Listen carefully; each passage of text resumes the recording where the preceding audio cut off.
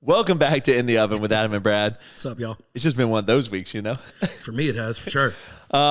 So we did talk briefly because we did our podcast after our trip. So, you know, we filled a lot of people in on the trip. But this weekend, do you do anything fun this weekend?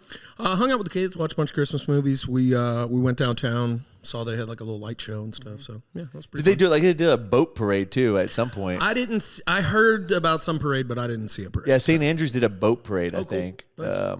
Did Josh, one of our employees, also owns a candle company. I heard you ran into him. I did. I saw him. He was slinging some candles. Said they had a good day. So Where was that?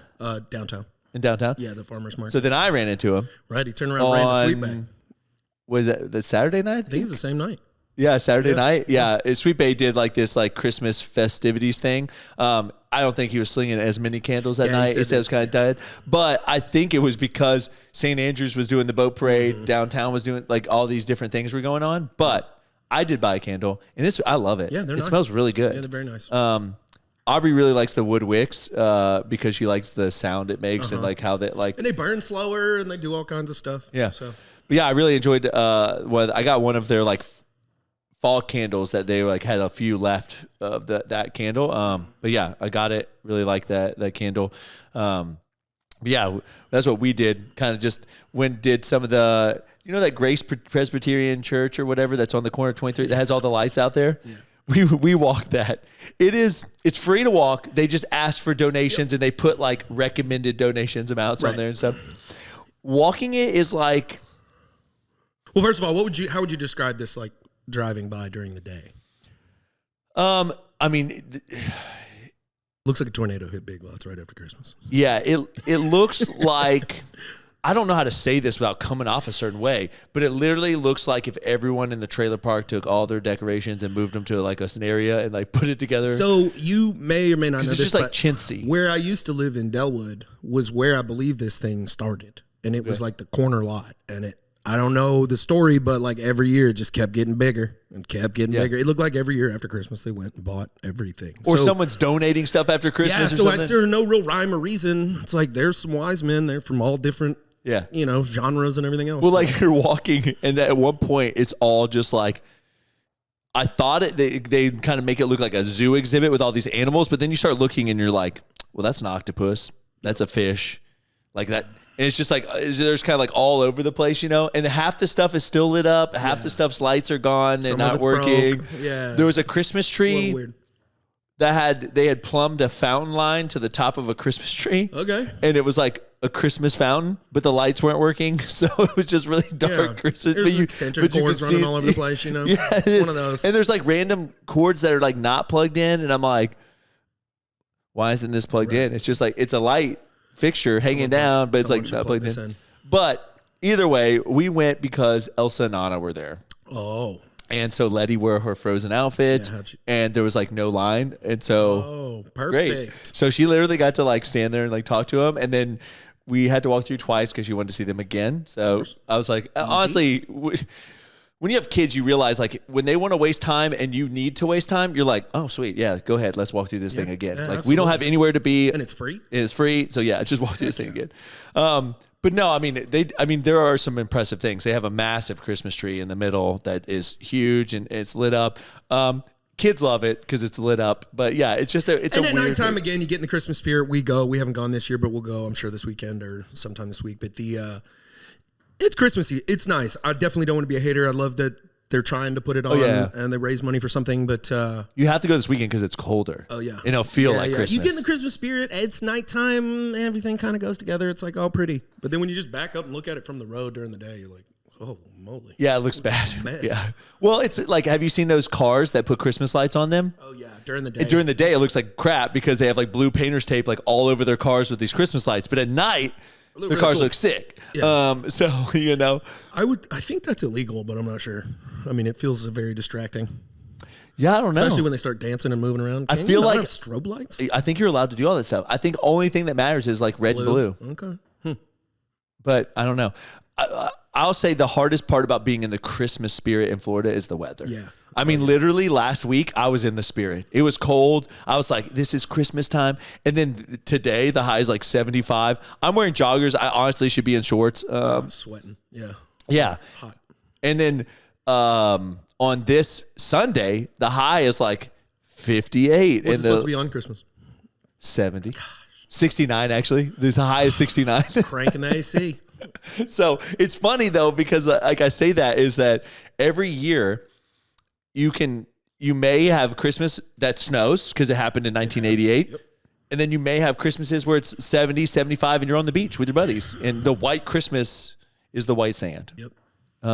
But you know where I won't be on a beach for Christmas? New Jersey. Yeah.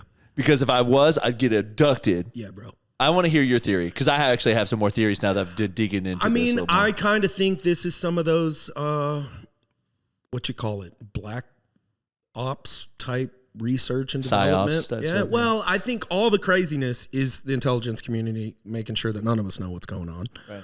But I think there are videos of technology located on this planet, whether it's alien or not. I don't know. Y'all know I like aliens, but yeah, I think there's some DARPA level group out there that might have got a hold of something. And those videos of it flying through the sky and then into water, I mean, I don't know. It just looks wild. Yeah, I 100% believe that this is human behind this.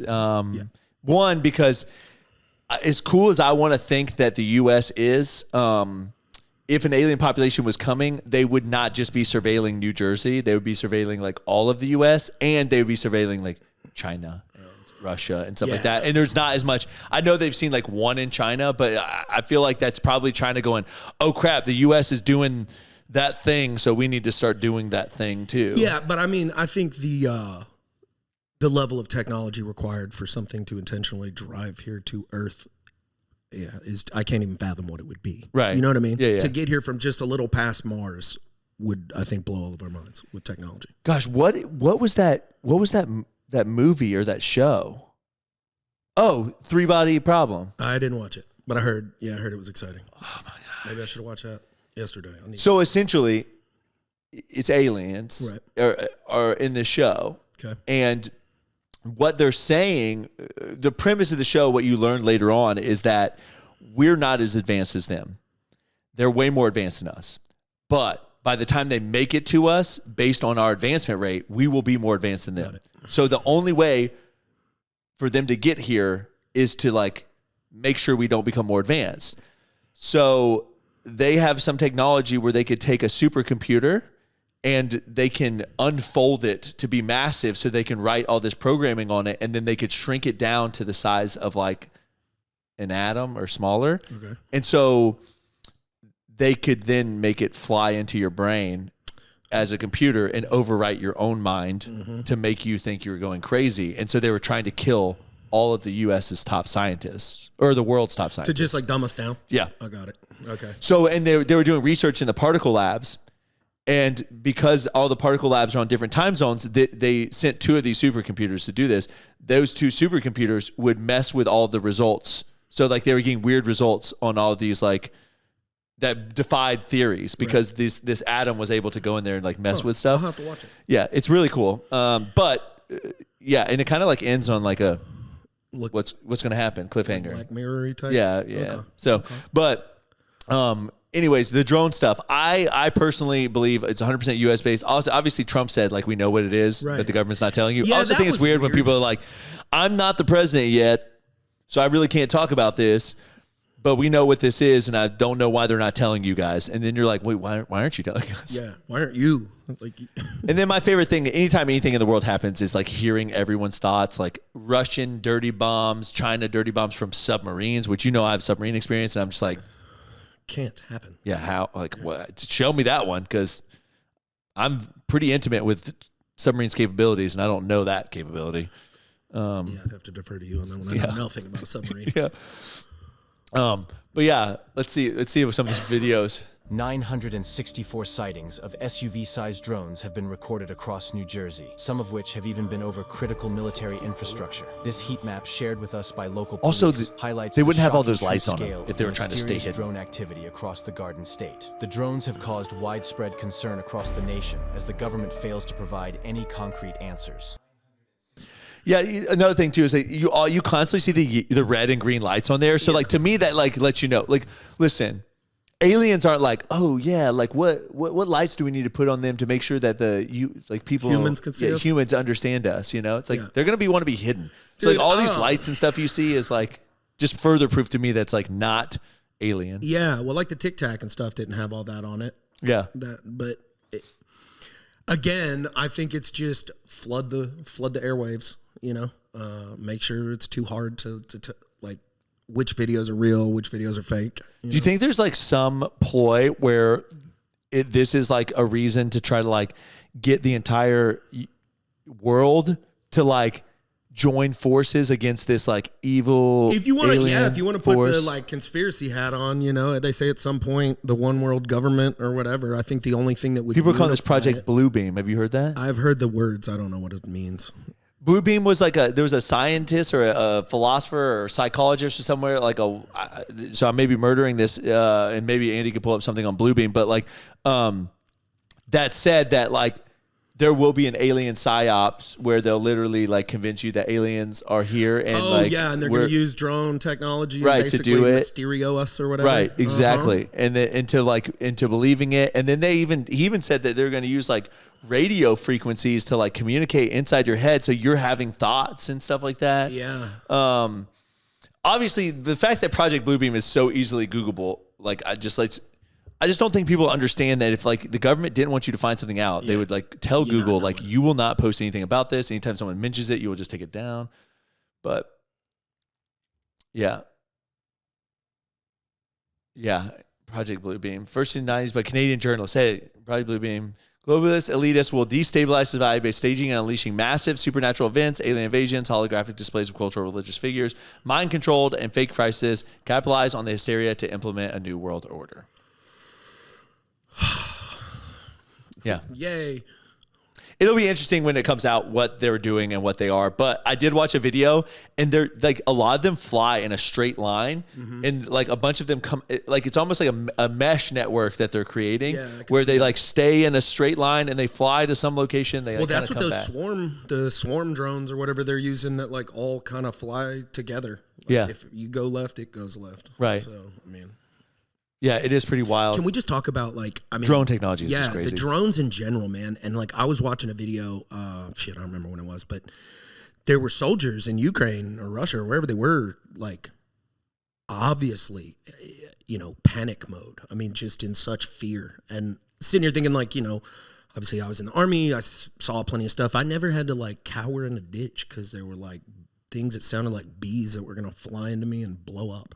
Yeah. I mean, that level of PTSD, I think, is... Well, yeah, could you imagine and then you're going to hear those sounds. Well, could you imagine if the wars in Afghanistan were fought with today's technology? No, because, again, like, loud noise bangs and, you know, stuff like that. I know that's...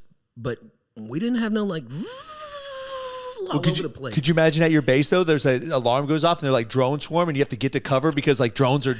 Yeah, well, even after, like... They started using some drones where they would like drop stuff like a grenade would be loaded. But it just wasn't a big concern of ours at that time. Yeah. And now it's like, oh my gosh. Yeah. Well, I just think about, you know, you're effectively getting blown up by some kid playing a video game somewhere else. And we have some of the most impressive advanced anti-missile systems over there, like CWIS systems that you got on your bases and stuff. But you send 1,000 drones, you're not going to get them all. Especially if you send them like low enough 10, and it's like, you know, 1 million, right? They're making them so fast over there now. And they're so cheap. I know. They're so cheap. 3D printing everything. Oh, it's going to be tough, man. The guys are basically having to carry shotguns to like bird shot them out of the air to hope they like wing it and make it go down. Yeah. And then even still, it's got explosives on it. Right. Bang, then still run. And you're talking about these FPV drones flying at like 60 plus miles an hour. Dude. So just like coming at you like a lightning bolt. Well, the video I saw, there had to be 3-4 of them over top of these things, zipping back and forth. It wasn't just one. I was like, oh my gosh. I like had to turn it off. Couldn't finish it. Yeah. Yeah. It is interesting, you know, just like where we are. I feel like, you know, war won't be fought with people. It'll be very much chess. Oh, yeah, dude. Yeah, the technology, the speed to technology, and then the fact that like a TIMU exists, you know, they're going to be mass pushing drones all over the place for normal toys or whatever, but just the ability to convert them. Right. Yeah, it's interesting. It's definitely interesting stuff that you never thought. Like I remember when drones came out, like DJI drones came out, and people were just making cinematic YouTube videos flying over their house, or like whenever we had the flooding from Hurricane Harvey, I flew the drone around to like see the flooding, and now now it's so cheap that it's becoming a nuisance because people are just like flying them all over the place and flying them into things and hitting people with them and stuff. You know? I mean, just imagine like in the influencer space, like you're gonna catch somebody in the back of a video. Okay, cool, we've all become used to that. But like with drones showing up and stuff, more. I don't get hit in the back of the head while you're filming a TikTok dance or whatever. You know what I mean? They have that drone that'll follow you on your runs and stuff. Yeah. So, all right. Ark of the Covenant replica. I feel like we're just in the end times right now. So here we go. You hear something really kind of weird? I'm begging for it. All right. There's a group of people that built an exact replica of the Ark of the Covenant. It took them 3 years to make. The chief architect chooses to remain anonymous. So they put the Torah, which is the Hebrew Bible, in the Ark of the Covenant. They just did that. And he said, quote, "When that Torah was put in this Ark, it became weaponized." This was probably the strangest part of this whole story. Do you know where this replica of the Ark of the Covenant was for 8 months before they brought it to Israel? Antarctica. Trump's house. Mar-a-Lago. No joke. It was in Trump's house for 8 months before it was brought to Israel. Why was it there? That is insane. I don't know what to make of it. Truly don't care how anyone voted. Just looking at This feels like one of those stories that just has a very simple explanation of like an artist made it for Trump and Trump donated it to Israel. Yeah. I don't know about the weaponization of it all. I love the Ark stories, though. I know. Yeah. They're great. I'd have to see the thing. Well, for me, it's just like, I'm not going to fact check any of that. And most people on the internet are so lazy that he could have made up every single bit of that. And I'd just be like, oh, wow, that's interesting. Because to me, it has like no real relevance to my life. So I'm not really going to fact check it. That falls under stuff that I try not to let get stored in my head because I'll like any of us, we'll just hear it and go, oh, cool. And then I'll be telling somebody a story and I'm basically like lying to them.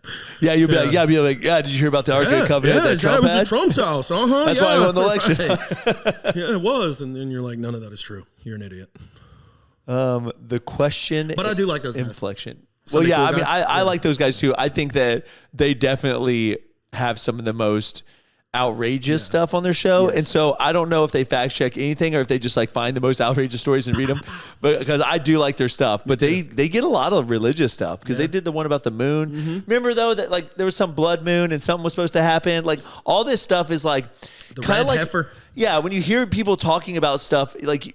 It's always about like something's going to happen at some time. And then when it doesn't, like you never hear anything about it again. And there's like, oh, well, but then when they get it right, they're like, remember that time? It's like kind of like that. Predict everything. Yeah. Yeah. Just say enough stuff, Rasputin style. Yeah. Don't confuse parrot for a prophet. Oh yeah. That's the other podcast we heard that saying. And then, all right. The question inflection. Liars typically accidentally use the question inflection. A question inflection is when we go up at the end of our sentence, so it sounds like we're asking a question, even if we're actually using a statement. If we are listening to someone and we hear them accidentally use the question inflection, our brain goes from listening to scrutinizing. Why? Our brain wonders, why did you ask me that? If I say to my daughter, did you take the cookie from the cookie jar? And she goes, no. Liars are asking, do you believe this? We did a massive experiment in our lab where we had people play 2 truths and a lie with us. Overwhelmingly, one of the biggest patterns, there's a couple of different patterns, but one of the biggest ones was that liars asked their lie statement. That makes sense. Yeah, I don't know if I've dealt with enough like maybe liars to know, but it's something that just in various like leadership or any time you can kind of tell if somebody knows what they're talking about. And so like when folks are sometimes put in management roles, sometimes the best thing they can do is just be very short and sweet because, when you start sounding like you're asking a question at the end, you're just inviting all kinds of stuff. You know what I mean? Yeah. I noticed this a lot in Letty. Oh, I can tell when she's lying because she does the inflection at the end. Obviously, kids like aren't – adults know they have tails and they kind of like know – I feel like they just have more experienced liars, as bad as it sounds, so they're better at lying, you know? And well, like a child doesn't understand – what a lie is, right? Not yet. You're working on it. Like, it's like the breakdown of us trusting each other. Right. So as an adult, it's like, Like lying to me is like one of my biggest things. Like, right. Accidentally telling me the wrong thing is different, but like, being like, blatantly yes, I did this and you didn't, or blaming or stuff like that. But kids don't know that yet. They think I just wasn't supposed to have a cookie, or I just wasn't supposed to. Right. So like, yeah. Anyways. Yeah. That's the hard, deep parenting. I also will say, I have read this in parenting books, is that parents a lot of times set up their kids to lie. Yeah. Like they ask them a question that leads them to lie, right? Because they've essentially said like, if you did this thing, it's wrong. Did you do this thing? And the kid's like, no, because they like don't want to be in trouble. Well, you've even heard me talk like here or whatever, with the staff, but like I've led with that. Like, I don't want anybody to lie to me. So just listen, I know it happened. Don't let it happen again, to like the staff. Cause like, I'm not going to put you in a position to lie to me, cause then I'm going to let you go.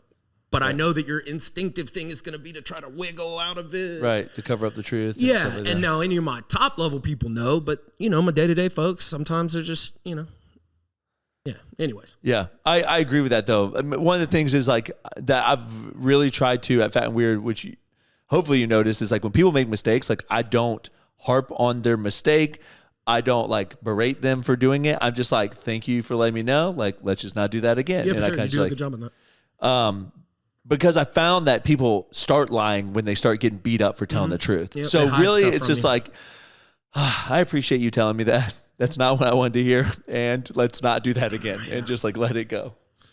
All right, sales is the lifeblood of business. I'm probably argue that that's probably true, but let's see. There is no senior line on an income statement than income, revenue, sales. Sales is the most important ingredient to an organization.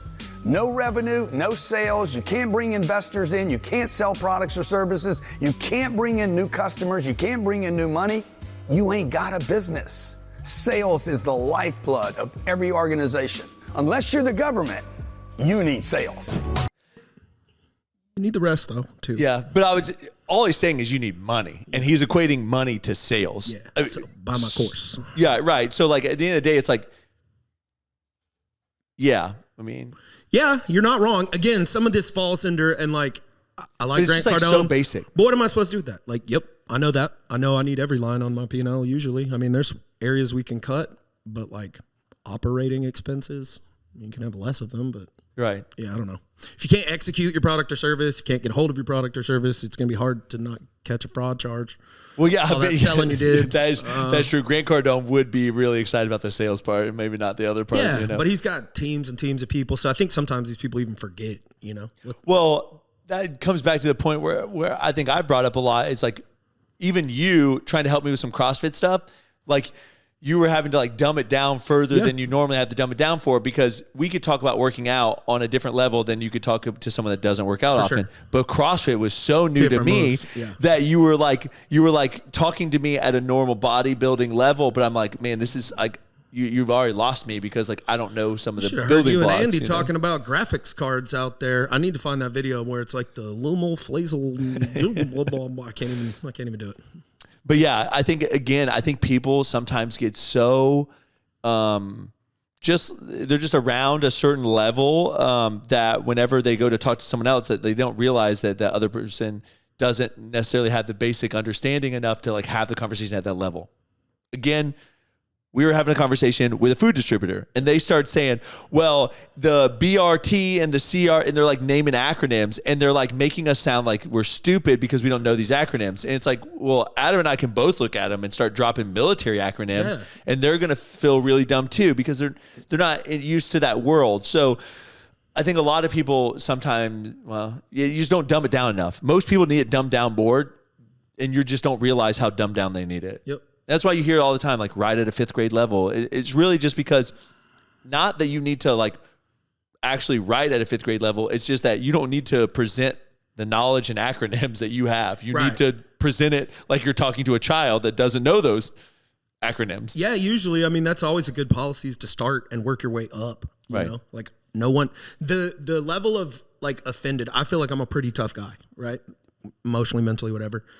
yeah, if I start feeling stupid, I'm like, man, I don't enjoy this. I don't want to work with this person. Yeah. So like, I'll let them know too. I'll be like, hey, I've never been in this industry before. Can you talk to me like I'm maybe an idiot or whatever? Yeah. And then I'll work you back up. Right. If I go, yeah, I got all that. Cool. Then, Right. Then we can move up to the next level. Yep. Yeah. But- Let's start at kindergarten and then we'll just graduate our way up as I understand everything. So, but yeah, I mean, sales is the lifeblood. Making money is the business of the business. That's kind of what they need to do, or else they're not a business anymore. Yeah. So, all right. Problems young men face now. This will be interesting. What are you hearing from the guys in your audience? What are the problems that they're dealing with mostly? Relationships. Girls. They were not raised with a dad who said, hey, this is how you treat a lady. When girls talk and they say this, what they actually mean is this. And I'm not talking about no means no. I'm talking about, oh, you don't have to get me something to eat when you go get something. I don't want anything. And so young men these days were never taught by another man how to treat a lady like a lady. And they go into a relationship, girlfriends, marriages, getting all their information from Hollywood. And it's a crash and burn because they don't understand relationships. They don't understand communication. They don't understand the balance between being a man and being a bore, being a buffoon, being a tyrant. They don't know the difference between being, can I call names on here? Absolutely. Okay. Or some little milksop over here. You got the two extremes, and they can't find that place in the middle.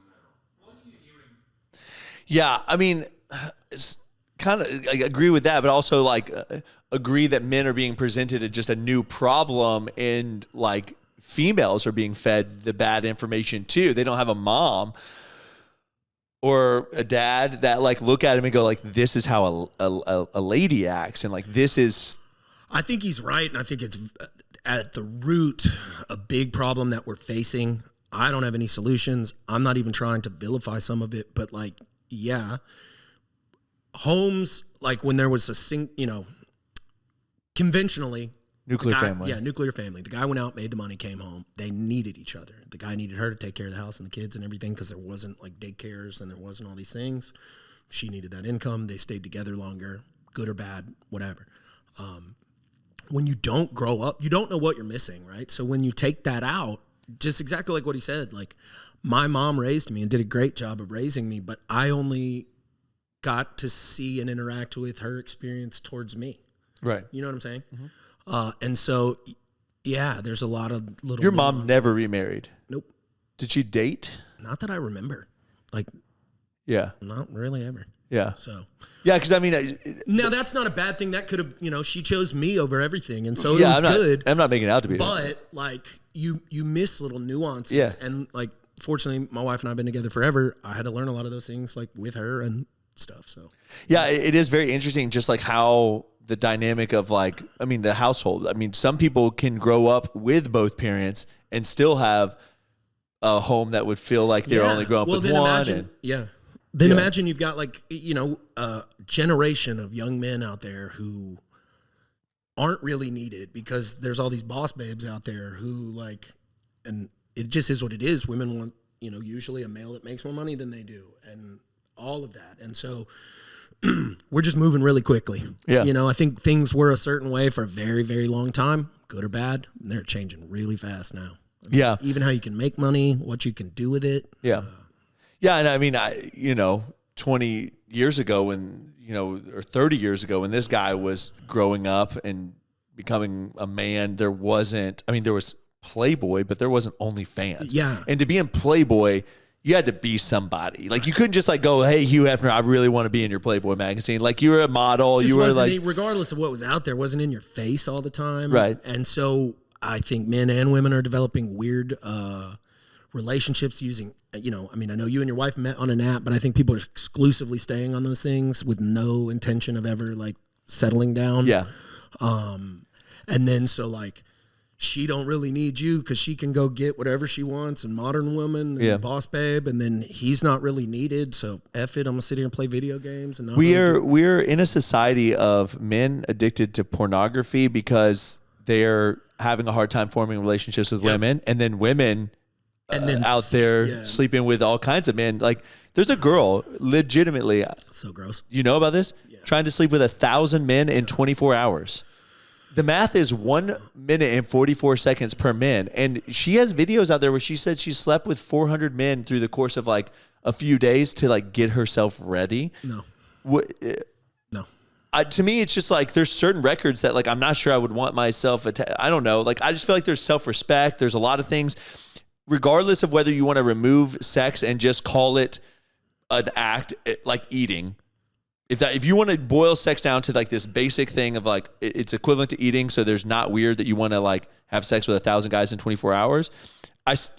We would look at that and call it gluttony. If you wanted to eat 1,000 chicken nuggets in 24 hours, you would be like, that's gluttony. That's weird. It just bothers me that like, I know nothing about this, nor am I going to look it up, but there's a production involved, like more than just, I mean, obviously 1,000 people and this lady, there's somebody advertising it because we're hearing about it. Somehow, look at me. And everybody that's involved on every level isn't going like, yep, I am making America or the world worse. I'm just degrading it some. Like, ugh.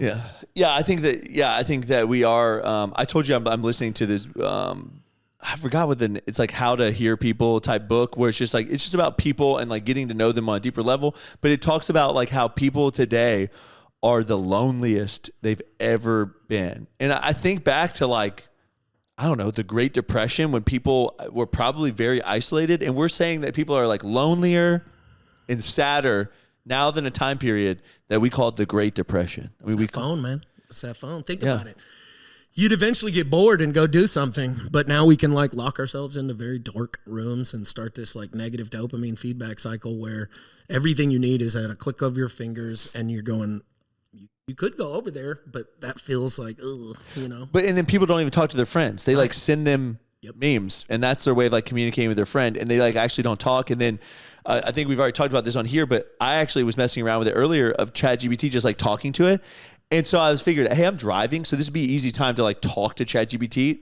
And so I like started like talking through just things in my mind, like trying to like work through some things. And the ChatGPT has been very helpful. But I'm like, I could see now where people are like, now they're not talking to their friends or their wife. They're talking to like ChatGPT or Gemini, and then we're further disconnecting ourselves. Yeah, it's one of those things where like I saw it and I was like, oh, you know, there's some therapy components. Maybe that's useful. And then I was like, oh man, no, normally it's not. Normally it makes it worse. It seems like it's going to help. Well, it's a therapy condition, but you control the therapist. So when the therapist says something you don't like, then you can be like you can pretty much like, it's AI, right? So you can kind of push it to where you need it to be. So like if the therapist in this situation, if I were venting about a therapy situation and the therapist like, you know, your wife has a really valid point, I can be like, no. Right. No. Erase. Yeah. No, I'd be like, no, you need to agree with me. Yeah. And then the AI will be like, okay, dude, I'll agree with you because you've now given it a command to agree with you. So I don't know. It's weird. I think that's why that things like run clubs, experiential vacations that people are like, these group vacations people are doing now are becoming more of a bigger thing because we're so lonely as a society. And that's why influencers are getting even bigger, is because people are like, oh, I know this influencer's personality. If I met him in real life, we'd be friends. Yeah. And so now I'm following them because I know them. They'd be my best friend. Right, dude. It becomes sad for sure. Yeah, it comes. We put ourselves in these little echo chambers, and then we become so special and unique that we like have to argue about everything instead of just being like, Brad and I just don't get along, don't agree on this topic. Move on. Okay, I got one for you. You know, Josh. Yeah, Josh is. I guess honestly, he's like assistant COO. Yep. Truthfully, to you. Yeah, Josh. I know he'll never watch this, but we love Josh. He's a great guy. He thinks that the clear gummy bears are the worst gummy bears. I know. He's wrong. Is he still your friend? Yeah. So my point is though, like, I think that people act like in order to be someone's friend, like you have to agree on like everything. Like you don't like the same food as me. I don't think we're as good of friends anymore. Yeah. It's like, hold on. Like, do you enjoy hanging out with him? Well, do you guys have similar hobbies? And that's a friend. Yeah. I find myself doing it somewhat, but you'll watch enough short form content that you'll have an opinion that you can't really describe. Yeah. And you'll need to like send some short form. And I'm like, why are you so passionate about this thing you can't even describe to me? But okay. Yeah. For me, I was like, Josh, I'm excited that you like the other gummy bears because I like the clear ones. Yep. So if I were ever eat a bag of gummy bears around you, I know that I'd get all the clear ones. And he can have all the oranges. Yeah. So you've actually become a better friend to me. But no, I think that like so many people, I know this is may have happened to you too. Like a change in your life when you had your kids for the first time, especially because you were a lot younger to have kids. But for me, like when I quit drinking, I lost a lot of friends because the friend thing we had in common was drinking. Obviously, I think there's layers to friendship. There's some friends that like, there could be a major life change for me and they'd still be my friends. Yeah. But then there's other people that if I stopped doing something, we just probably wouldn't hang out as much because we do that thing hanging out, you know? Yeah, it's sad. My parents, they used to go out on their boat every weekend. When they sold their boat, they don't have a lot of those same friends anymore because they don't boat anymore. Yep. You know, it just is what it is. So, what would you call those friends? Those are like situational friends. Like we're friends because we do the same thing. Yeah, like there's plenty of folks that like golf together or they do this together, but they don't really do a lot else. Together. But when they're on the golf course, they're like, "How's the family? How's it?" You know, you unpack. You get to be together, and I think we're just entertained on our phones in a dark room. I mean, you know, weird sleep schedules. Yeah, people would rather scroll on social media and get the dopamine hit than like talking to their buddy about like their recent trip and things like that. It is weird. Chickens are the best camera stabilizers. Before we click this, do you know that chickens, if they're exposed to cats, start producing an enzyme in their eggs that makes you not allergic to them if you will eat the eggs? Nope.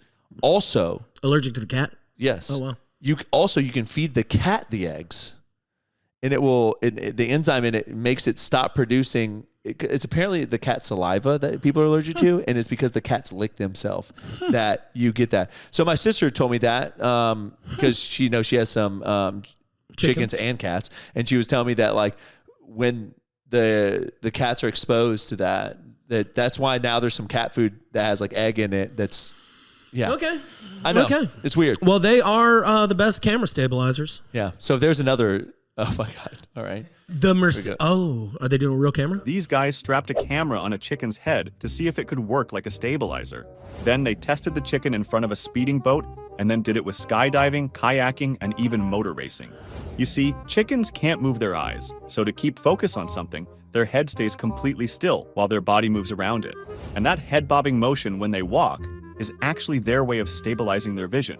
We call it optokinetic reflex, and it's like having a built-in That's the gimbal. Mercedes commercial. This ability is so excellent that the videos recorded by the chicken are even better than professional stabilizers. Wow. I could see some animal That's people so cool. getting upset with the speedboat and they're jumping out of a plane. Yeah, we were just telling Garrison how he needed to run with a camera. So really, he just needs to run with a chicken now. That would get more views. Put a chicken on a backpack and just run with a chicken. No, we actually brought up like Garrison run with the camera because recently my friend Nick Bear was hit by a car while running, and I don't know. This is probably a terrible thing to think. I was thinking, man, that video would do really well if he would have been recording. Yeah, well, we know Nick's he okay survived. now. Yeah, he survived. good. So that for sure. In the minor scrapes and stuff, he's okay. So that's why I thought this. That would up. And our world is social media. So you think like, bro, like someone with his following size that gets hit by a car, bro. You post that on. He posted that he got hit by a car. A picture of him, and it was like, I'm all right, and it still got like a ton of interaction. Road rash raspberry. Come out with a flavor. Drop it quick. I bet it would go very good. For them or something, right? Pick a flavor. Yeah. Make a bar. I don't know. I'll text him that when we get done. I'll text him your idea. Hey, you need to like do a road rash flavor for your Go One More sport or something like that. Tough, right? Yeah. But no, I didn't know that about chickens. That's pretty cool. Yeah, Mercedes did a commercial and it's the best, and it's about their stabilization in the car, and so it's just the guy doing the chickens. It's hilarious. Yeah, that's really cool.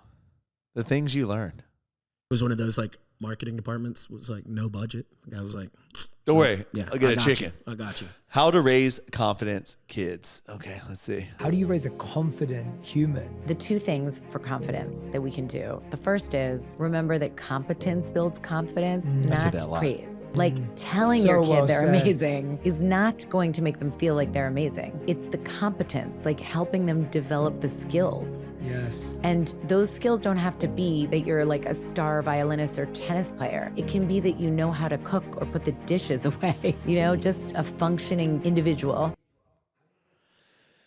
I think that's the hardest part about just the society that we live in. I was having this conversation with Wendell about, it talks about in the Bible how Jesus like never rushed. And I said, listen, I'm not taking away from this because like Jesus would have done it perfectly in today's day and age. But I was like, Jesus also didn't have people emailing him at 11 o'clock at night, texting him, Instagram, memes, like all this stuff like going on, getting across town to pick up your kid. Like we live in such a much more scheduled and hurried life that like time feels even more fleeting now than ever. And so a lot of times when I'm doing stuff with Letty, I like don't feel like I have enough time to like let her do it on her own. And it's something I've been more cognizant of like literally just like putting my hands under my legs and just like letting her struggle. Yep. And then when she's going to give up, I'm like, oh, you're so close. Yep. And I just kind of like give her a little like encouragement. And then when she does it, she's like so excited. Yeah, you're very right. And I think that you kind of hit it all. The speed at which we try to live our life, it's so much faster. Man, just give it to me. Like, and then they don't know how to do anything. Yeah. And then you're like, oh. Right. Oops. Yeah. And I think that, my dad never really taught me how to do a lot of the woodworking stuff. He just like forced me to be his like helping hand. And so I watched enough, but I wish I would have got my hands on things a lot more because I'd be more comfortable. That's right. We don't oftentimes like being the helper. If you don't know why you're doing anything, if you don't know why you made the cut, why did I measure? Like I know I measured, I know how to use a tape measure, but I don't know why we're making it this size or whatever. Yeah, very much the same way. I got to help out a lot. And then through my own experiences, I guess I learned some more stuff, but I missed out on that part where it was like, yeah, man, I've been doing that. And then I'm like, actually, I don't really know how to run a crew or anything like that. Yeah, the other thing that I'm struggling with is like, we always tell Letty like, oh, that was a good kick or good job or like whatever. And so the other day I was at the park with her. It's just me and her. And there was like a soccer ball that someone had left. And so we're like kicking it around. And I'd be like, oh, good kick. And then she'd kick it. And she'd be like, was that a good kick?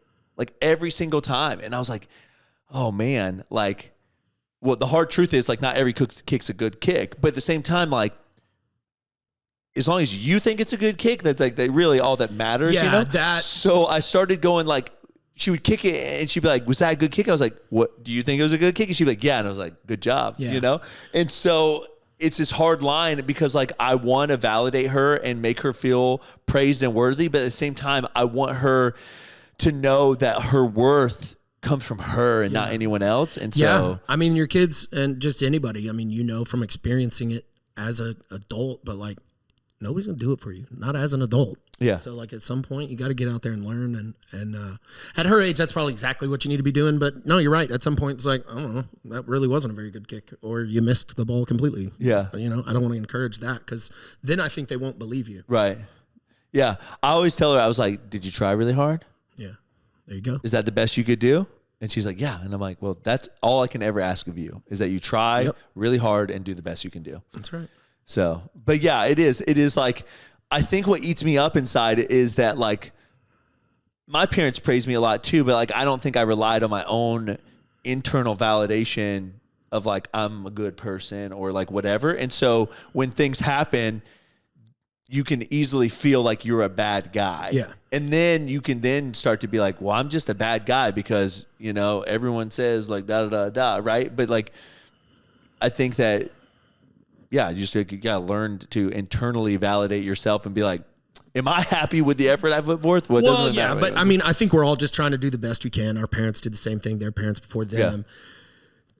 Just there's more access to information now and you want to do a good job at anything you do. I know I do too. And that's like the most important thing we're doing. So I think it's normal to go like, am I doing this right? Like, what could I have done it better? I don't want to be like my child's baggage later, but it's like, I'm going to be anyways. Like, we can't really stop it. And that adds just so much more to the rushing thing, right? Because like my parents were like almost like ignorance is bliss. Like my parents were doing the best job they could do, and no one was telling them there's a better way out there.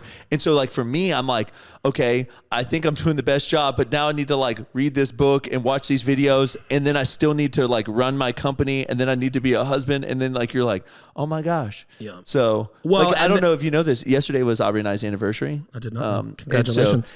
So, yeah, but the point is like we were just like, hey, happy anniversary. You know, like that's just kind of like how it is, you know. Yeah. And it's just like it crept up. Not that I like didn't know it's always this time of year. It just like really crept up, and then by the time it got so close, I was like, "Babe, like, were you like, were we gonna do anything? Like, did you even go into dinner? Like, we gonna find a babysitter?" And she's just like, you know. And I think that's like life. Sometimes just like going so fast, and you're just like holding on. Yep. Yeah. Well, then feeling like you're forced to go celebrate. You know, y'all spent the night together or whatever. Yeah. So yeah. I mean, perfect. I mean, we had dinner. I mean, it was like, yeah. Yeah, I mean, and honestly, that's that social pressure though that we experience it all the time, right? And y'all are in the limelight, so like, but just think about a marital pressure of like, oh wow, like cool dad social does a great job, but like, how am I supposed to keep up with that? How am I supposed to make my kids all these cool, clever things every day? Yeah.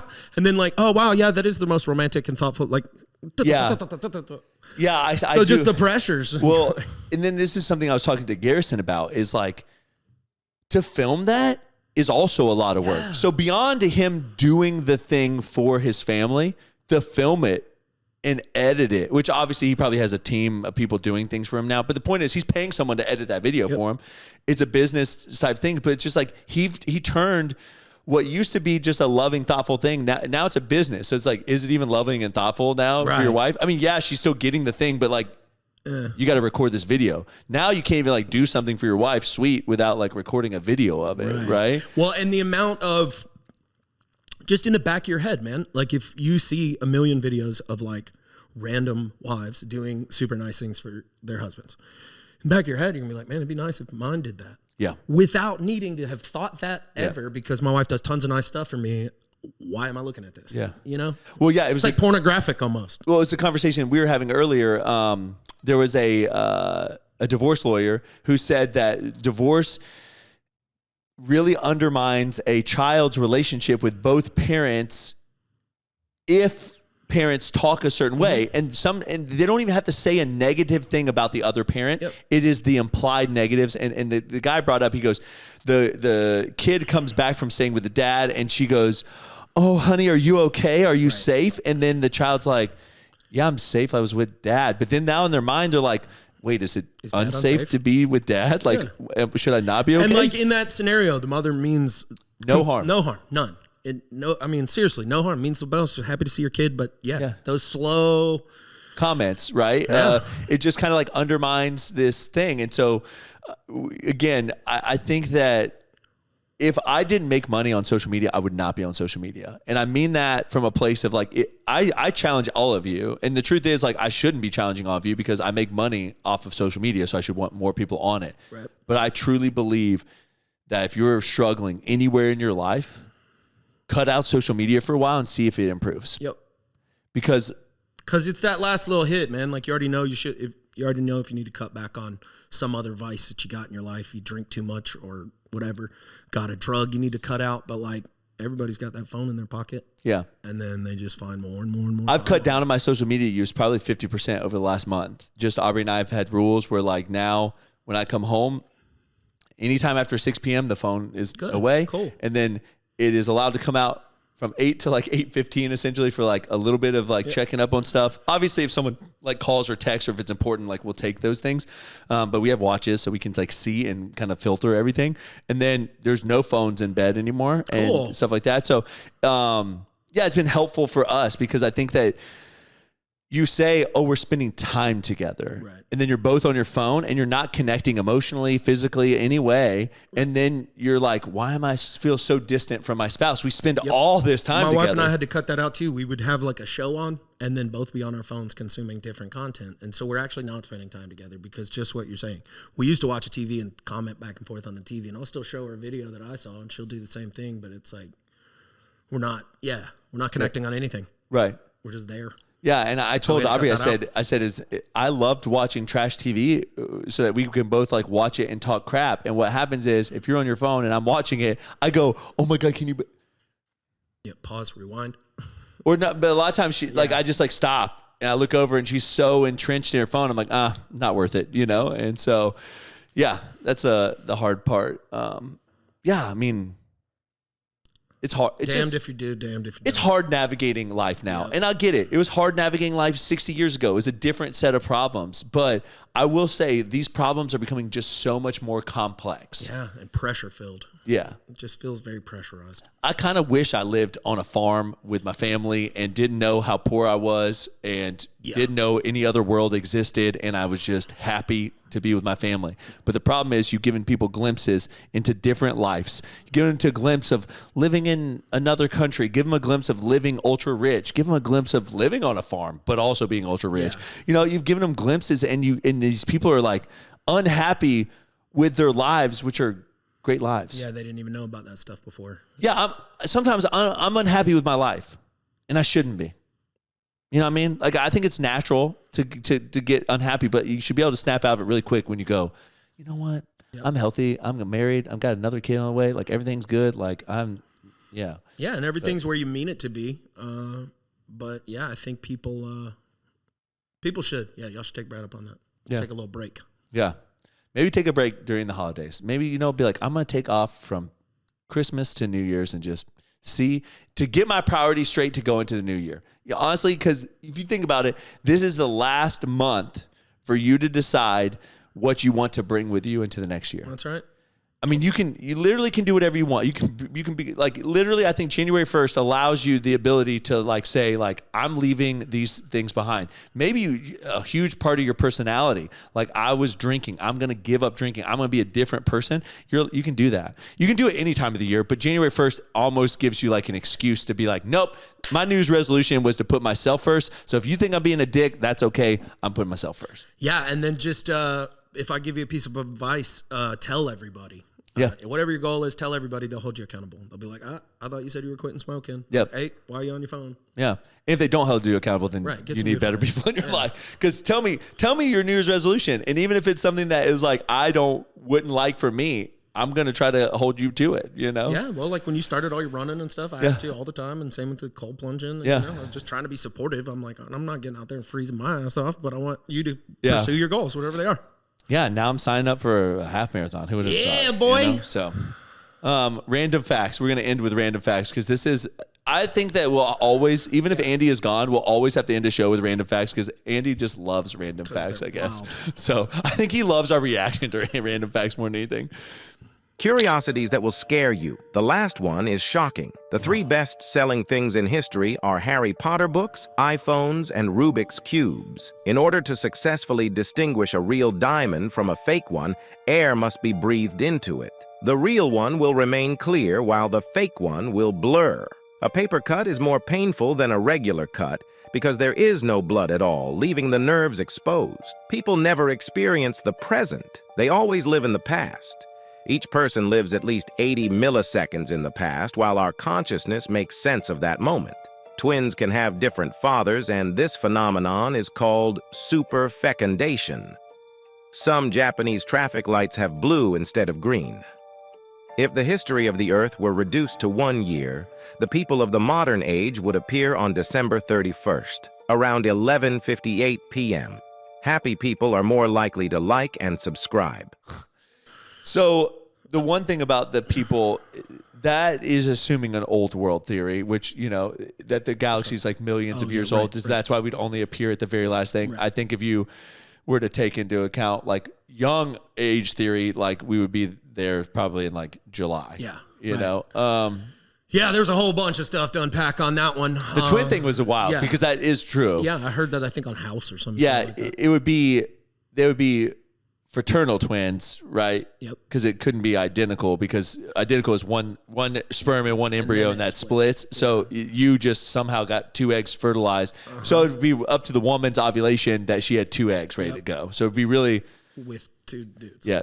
Yeah, she'd have to... And within a couple of days of each other. Yeah, pretty quick. Yeah. Maybe that record holder lady is going for that. Oh my gosh, could you imagine though? Like if she took Clomid before that and then ended up like having like 4 embryos get. I mean, because if you had sex with 1,000 guys, there's a good chance that like. Oh yeah. I mean, I would say you probably have 100% chance if you were ovulating to get pregnant. Should be up there. Yeah, and then the thought that was kind of cool about the iPhones. That would be the best Jerry Springer show, though. Like, who's the father? Okay, anyway, sorry. The Harry Potter books, iPhones, and Rubik's cubes. Okay, that's funny. I actually saw a puzzle the other day. Mm-hmm. It was a Rubik's cube puzzle, but what I mean by that is, if you held it a certain way, the puzzle looked different. Oh. So when you were building it, you had to build it. A certain way. And then this guy solved a Rubik's Cube with the same thing where it had like the paint that changed. Yeah. And so you had to like hold the Rubik's Cube at a certain angle. So funny, my son has a mirror cube. Have you seen one of those? No. All right. So when it's done, it looks like a Rubik's Cube. But the second you go to twist it, it's like geometric puzzle. Okay. So you have to get it back into the shape. I do not like that one. I like Rubik's Cubes. There's something calming about them. Yeah. That one's like frustrating because to solve them, need a picture of it, even though it's just a picture of a damn cube. Somehow it's like, okay.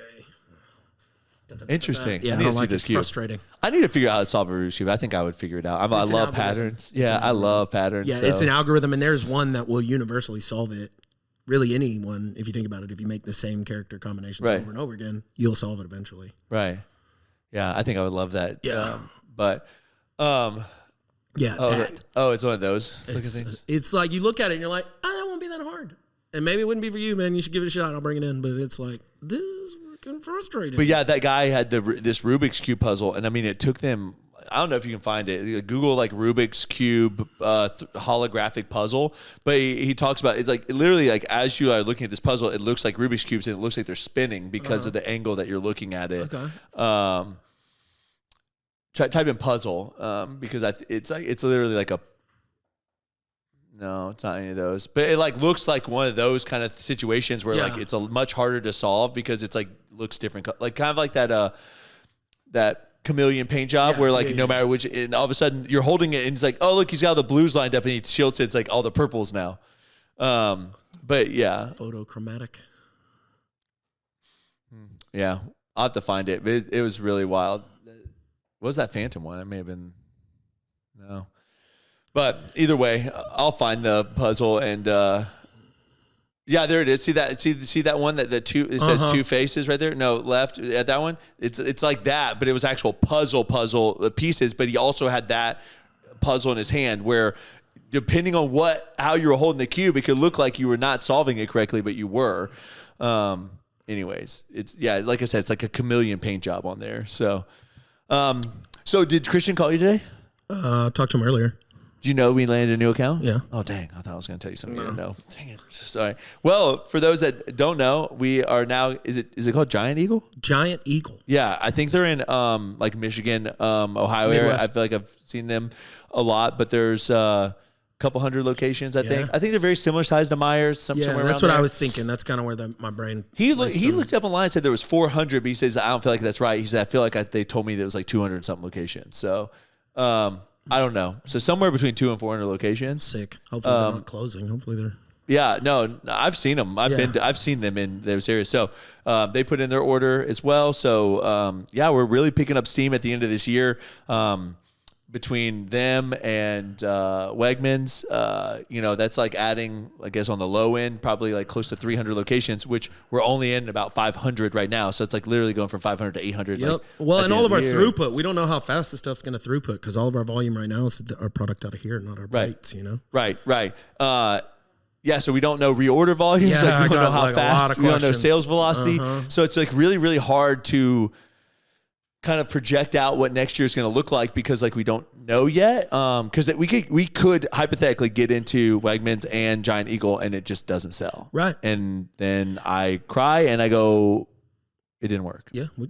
We pivot. Yeah. We'll figure out something else. But I just don't see that happening, especially with some of these new bite flavors we're doing. Dude, the ones we tested there, I know they're here now, so I'm actually going to make a baggie and bring them home because Aubrey's been asking to try them. The kids want to try them. Yeah, so I'm going to have to make a little baggie and bring them home. Then we have to work on getting the rest of our samples down here. But yeah, I mean, pumped for everything to come. Don't know what our schedule will look like for the holidays. You know, a week from today is Christmas Eve. That's right. So we're going to try to film next week on Monday so that we can still pump out an episode for you guys. So this episode will be going live probably on either Christmas Eve or the day before Christmas Eve. Merry Christmas. So yeah, Merry Christmas. Hope you have a great time with your family. Just remember to kind of stop in those moments. Get off of social media. Spend some time with some loved ones. Reconnect with people. I promise that content will still be there when you get back. Yeah. Yeah. You got anything else? All right. You're worth it. Do hard shit. See ya.